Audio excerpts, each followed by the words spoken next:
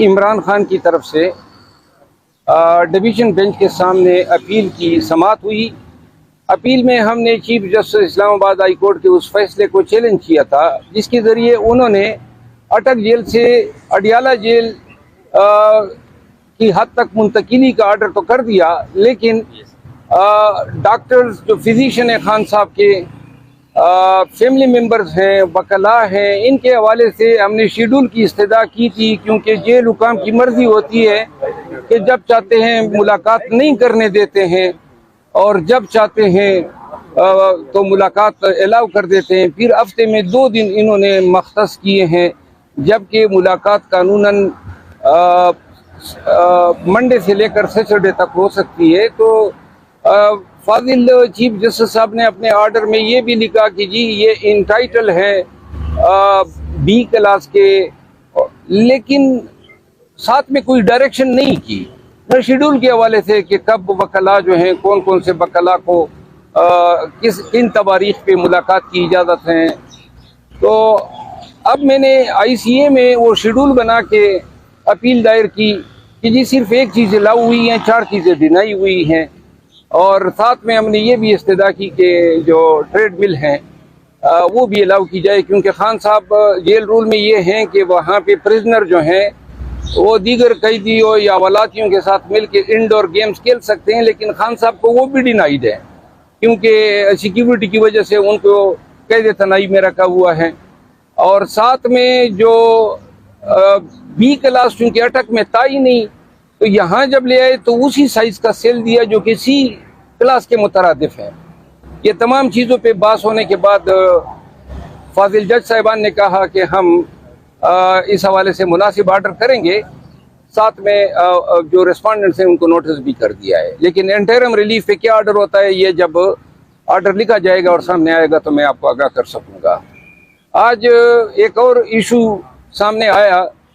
मैंने उस दिन अडियाला जेल में साइफर केस के ट्रायल जज अबुल असनाद जुल्करनैन साहब के उस आर्डर के खिलाफ 9 तारीख के आर्डर के खिलाफ क्रिमिनल रिवीजन दायर की, और मुझे मेरे एसोसिएट्स ने बताया कि हस्ब मामूल खान साहब के केस पे ऑब्जेक्शन लगाया गया है।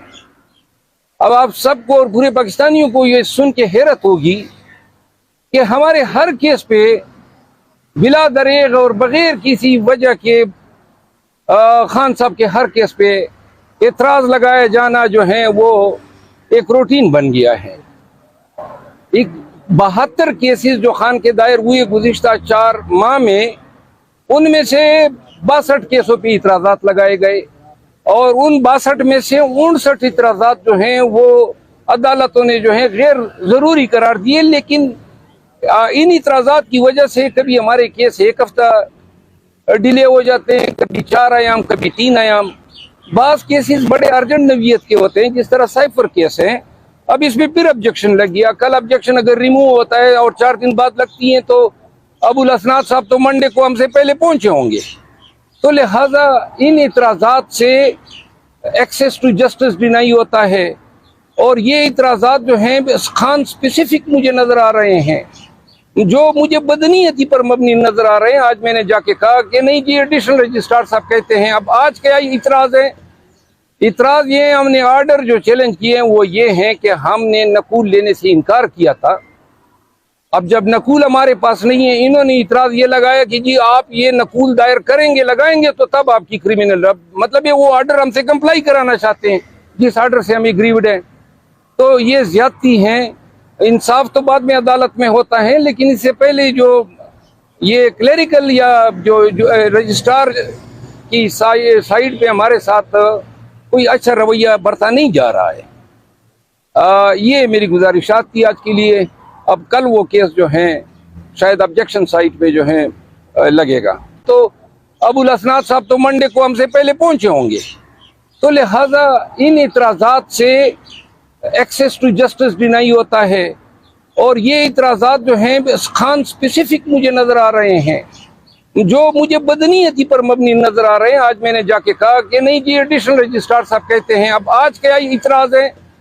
इतराज़ ये हमने आर्डर जो चैलेंज किए हैं वो ये हैं कि हमने नकूल लेने से इनकार किया था। अब जब नकूल हमारे पास नहीं है, इन्होंने इतराज ये लगाया कि जी आप ये नकूल दायर करेंगे, लगाएंगे तो तब आपकी क्रिमिनल, मतलब ये वो ऑर्डर हमसे कंप्लाई कराना चाहते हैं जिस ऑर्डर से हम एग्रीव्ड हैं। तो ये ज्यादती हैं। इंसाफ तो बाद में अदालत में होता है, लेकिन इससे पहले जो ये क्लेरिकल या जो रजिस्ट्रार की साइड पे हमारे साथ कोई अच्छा रवैया बरता नहीं जा रहा है। ये मेरी गुजारिशात थी आज के लिए। अब कल वो केस जो हैं शायद ऑब्जेक्शन साइड पे जो है लगेगा।